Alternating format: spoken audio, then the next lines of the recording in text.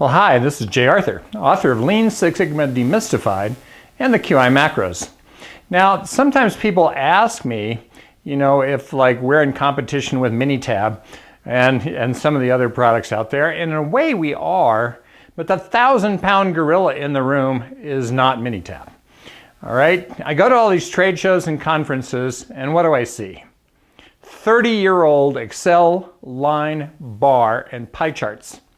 I don't see control charts, I don't see Pareto charts, I don't see histograms, I don't see fishbone diagrams. Occasionally I see a box and whisker plot.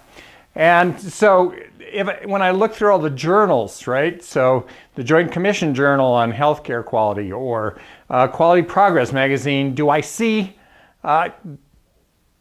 advanced charts for quality improvement? No. What do I see? Line charts with trend lines through them or something stupid.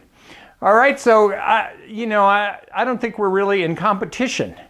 I think we're all competing with the laziness of people who only use Excel, line, bar, and pie charts. And those charts are pretty dumb. They can't help you. They didn't go to college. They didn't take statistics. They don't know how to help you analyze what's going on in your business. And so my improvement insight for this week is stop using those charts.